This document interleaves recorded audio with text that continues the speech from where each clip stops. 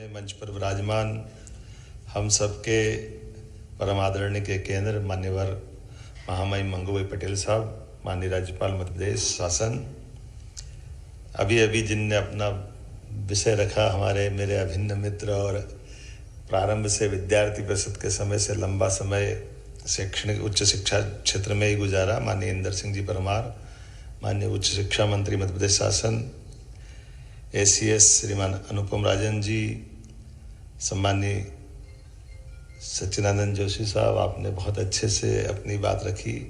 हमारे डॉक्टर भरत सिंह जी, माननीय पांडे जी ने भी बहुत अच्छे प्रकार से जैसे विषय की शुरुआत होना चाहिए प्रारंभ में, ऐसा कहते हैं कि खेत में जैसे बीज पड़ते हैं वैसी फसल आती है। ये हमारे लिए सौभाग्य की बात है। हमारे वक्ताओं ने वो भूमिका अदा की है जिसके आधार पर हम निश्चित रूप से इस आज की दिन का सदुपयोग करेंगे, ठीक प्रकार से बात सोचेंगे और आगे बढ़ेंगे। ये थोड़ा सा कहीं हमने अपने इस एजेंडे के साथ कुछ अपने ज़रूरतों के हिसाब से विषय रखा है। यद्यपि शिक्षा से तो समग्र कल्पना आती है जिसमें कला, संस्कृति, इतिहास सब प्रकार की चीज़ है, लेकिन हमने इसको रोज़गार की तरफ ले जाने का प्रयास किया है।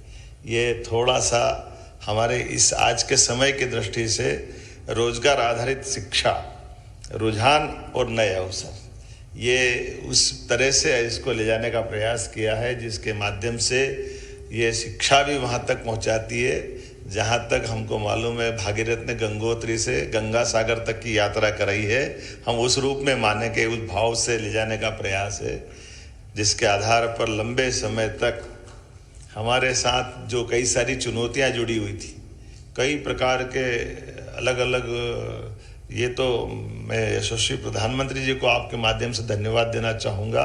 एक बार जोरदार अभिनंदन माननीय प्रधानमंत्री नरेंद्र मोदी जी का करें,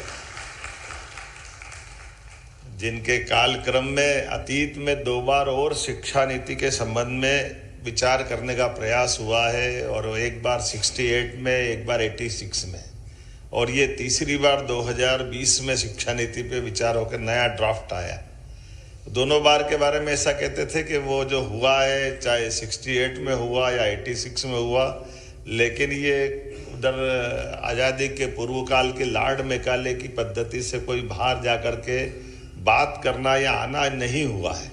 जैसे सहज में कभी कभी प्रश्न कर देता हूँ एक, कि आज़ाद भारत का आखिरी हमारा शासक दिल्ली की गद्दी पे कौन है जो भारतीयता से उत्प्रोत हो, भारतीय व्यवस्थाओं से जाना जाता हो? तो हमारे में से कई सारे मित्रों से वो बड़ा मुश्किल प्रश्न लग जाता है। और ये सबको मालूम है कि अगर आखिरी शासक की बात करेंगे तो पृथ्वीराज सिंह चौहान पे टिकना चाहिए, बीच के क्रम में कहाँ कोई आएगा, वो कहीं से कहीं तक नहीं आने वाले हैं। तो हमारे जो जड़ों से जुड़ने वाली बात आती है, और उसको समझने के लिए अगर दृष्टि दे तो दृष्टि ध्यान में आएगी, फिर हमको अपने सरदार वल्लभ भाई पटेल पे धन्यवाद की तरफ ध्यान जाएगा कि शासन की उस बात को समझने के लिए भी दृष्टा भी सामने थे, केवल उन उदाहरणों को पकड़ने की आवश्यकता थी। जब मोहम्मद गजनवी की घटना सोमनाथ से जुड़ करके दिखाई देती है, तो मोहम्मद गजनवी की घटना उसी काल की जब हमारे उस शासन काल के मैंने बात रखी है पृथ्वीराज सिंह चौहान से, और उसी काल से इस काल तक ये कैलकुलेशन करके कहा कि जब हम पराधीन हो रहे थे, जब हम कमज़ोर थे, तो हमारे देवालय ध्वस्त हो रहे थे, लेकिन जब हमारा आज़ादी का समय आया तो सोमनाथ क्यों वापस नए रूप में नहीं आना चाहिए, उसका जीर्णोद्धार क्यों नहीं होना चाहिए? यह जो आनंद का, ये जो एहसास है, ये जो पुरुषार्थ है, ये जो हमारी अंदर की अंतरात्मा है, ये क्यों स्वीकार नहीं करती कि हाँ आज़ादी का काल हो गया, हमारी जड़ें जहाँ जुड़ी है उस जड़ें जुड़ी हुई व्यवस्थाओं के आधार पर हमारी दृष्टि वैसी क्यों नहीं होना चाहिए? ये उसी दृष्टि का दोष होने का परिणाम है कि उनके उद्घाटन पे विवाद हुआ, और उद्घाटन के विवाद का मैं बाद में बात करूँगा, लेकिन सोमनाथ ने हमको वापस हमारे लिए उस दौर की तरफ पहुँचाया जहाँ से महात्मा गांधी जी ने आज़ादी के लिए भी संघर्ष की यात्रा प्रारंभ की थी। जब उनने कहा था कि मैं भारत की आत्मा गाँवों में बसती है, और गांव से लेकर राम राज्य तक की बात करते हुए बापू ने जो जन जन के अंदर आज़ादी की ललक जगाई, जिसको अलग अलग काल में हमने अलग अलग प्रकार से उसको पूरा एक साथ समाज खड़ा कर ले बगैर हथियार के, ये जो हमारा अहिंसा का जो अस्त्र का उपयोग पहली बार हुआ है, ये मूल रूप से जिसको गीता के 13वें अध्याय में क्षेत्र और क्षेत्रज्ञ की कल्पना करके तो उत्पन्न किया गया है, वो भी तो शैक्षणिक परिसर में ही जाता है। जब क्षेत्र और क्षेत्रज्ञ की बात करते हैं तो हमारे यहाँ 84 लाख योनियों में से 4 ही प्रकार के उद्भव माने गए। उस उद्भव में अंडज, जरायुज और हम मान के चलते हैं कि जिस प्रकार से एक बीज को परमात्मा की दृष्टि से हम अंकुरित करने के पहले गर्भ में डालते हैं तो समय आने पे वो अपने आप अंकुरित होकर निकलता है। तो ये हमारे द्वारा अंदर के शरीर में डाले हुए संस्कार जब हमारी यात्रा पूरी होती यही तो बाहर निकलते हैं, और उस यात्रा का नाम ही तो भारतीय सनातन संस्कृति है, उससे अलग कहाँ जाता है। तो हमारे अंदर जो संस्कार पिरोल जाते हैं वो शैक्षणिक जगत से तो उनका एक तरह से सारी प्रक्रिया होती, और इसी कारण से तो हजारों लाखों साल से विश्वविद्यालय से पहले अगर अपन जाएं तो भारत से लोग जुड़ना क्यों चाहते हैं, भारत के नज़दीक क्यों आना चाहते हैं। और ये हमने देखा ही है कि जो हमारे दुश्मन रहे उनने हमारे दुश्मनी का सबसे बड़ा कोई हमारे लिए जगह ढूंढी, तो वो हमारी गर्दन काटने का नाप नहीं लिया उनने हमारे विश्वविद्यालय जलाने का रास्ता ढूंढा, जिसमें तक्षशिला, नालंदा, विक्रमजीत शिला, ये जो विश्वविद्यालयों पे जो अटैक हुए थे, उस अटैक के कारण से हमारी अपनी वो परंपरा को ख़त्म करने का प्रयास किया था।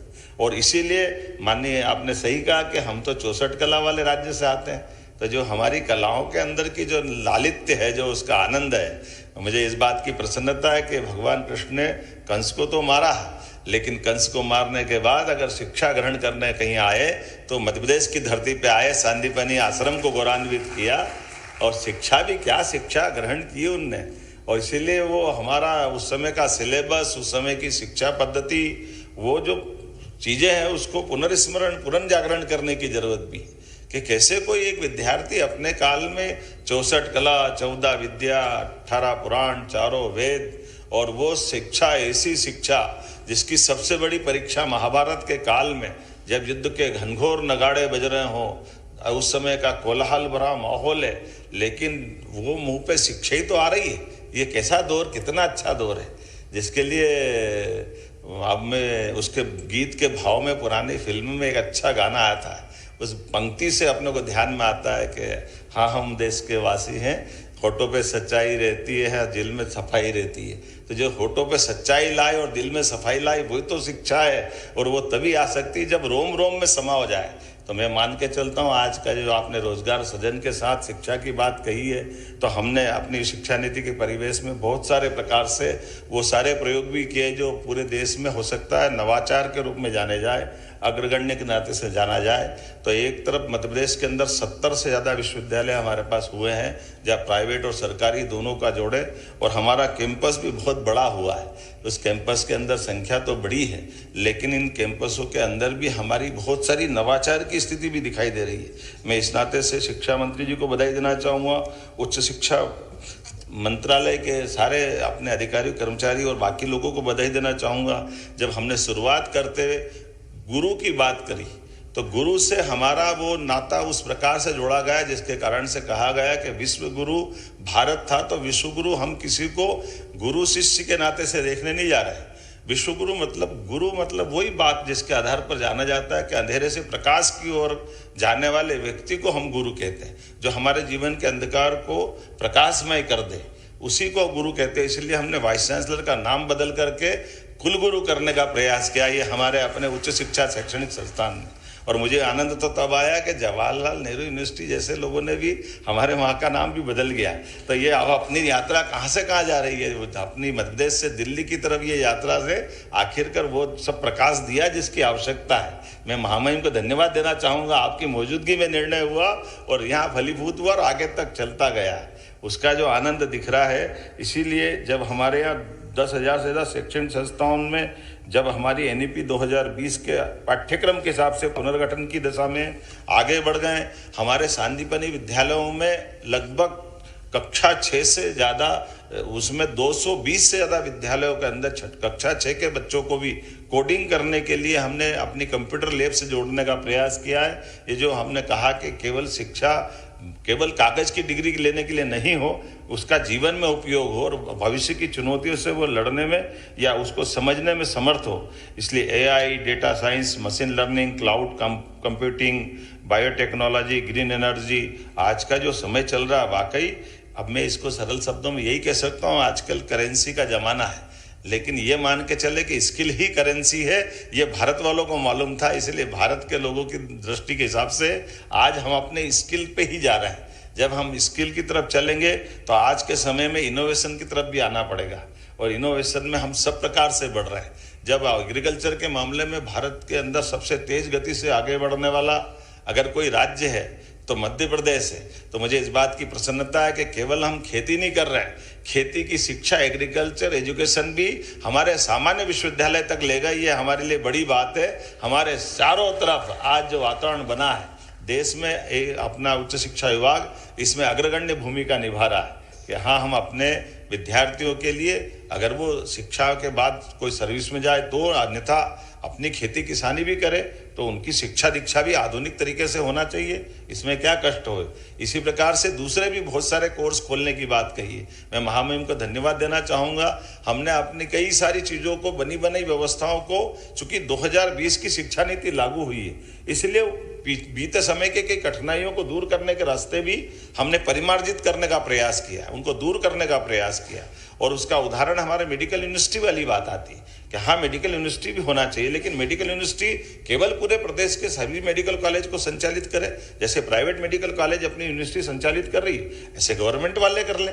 लेकिन सारे विषयों को खोल करके विश्वविद्यालय का मतलब ही है, उसके दायरे कैसे सीमित हो सकते हैं, उसके दायरे विस्तृत होना चाहिए। और इसलिए विस्तृत दायरे में आज के इस दौर में जब आप दिन भर, आज मैं सारे विद्वानों के नाम देख रहा था, संस्थानों के, अपने देश भर के स्वनाम धन्य बड़े बड़े संस्थानों के बड़े बड़े विद आपके बीच में बैठे हैं। ऐसे विद्वानों के बीच में मैं ज़्यादा नहीं बोलना चाहता हूँ, लेकिन मैं दिल से स्वागत करना चाहता हूँ। हमने कुछ और नए कदम बढ़ाने की तरफ संकल्प लिया है। हमने कहा कि जब हमने अपने दूध उत्पादन में, मध्य प्रदेश देश का तीसरा राज्य है और ऐसे में हमारे दूध उत्पादन के आधार पर हम नंबर 1 पे जाना चाहते हैं कि इस राज्य के अंदर के पशुपालकों को भी उतना मदद मिले।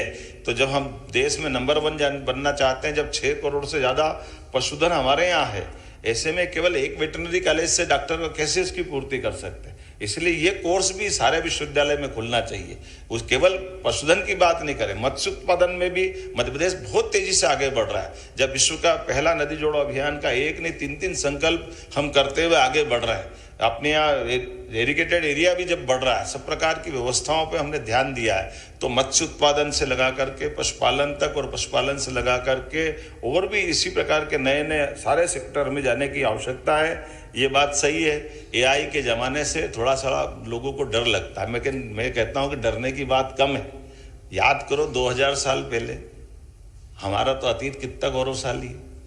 हमारे यहाँ एक आदमी था जो राजा राज्य भी चलाता और भूत भी पकड़ लेता। विक्रम बेताल कहाँ था? हमारे पास ही तो था, और कहाँ जाएगा हमारे यहाँ। विक्रम के बेताल का वो दौर हमको हमारी शिक्षा से भी जोड़ता है और उस काल के गौरवशाली अतीत से भी परिचय कराता है कि एकमात्र देश भारत है जहाँ ये सारी चीज़ों का उपयोग करते हुए लोगों की बेहतरी के लिए जो बेहतर से बेहतर कर सकते हैं, उस दिशा में हम बढ़ने के लिए समर्थ हैं। आइए हम सब संकल्प करें। निश्चित रूप से मध्य प्रदेश सरकार आज आपके जो विचार का नवनीत मिलेगा, उस दिशा में ठोस कदम बढ़ाएगी। मेरी अपनी ओर से एक बार फिर सब आपका अभिनंदन, धन्यवाद। भारत माता की जय।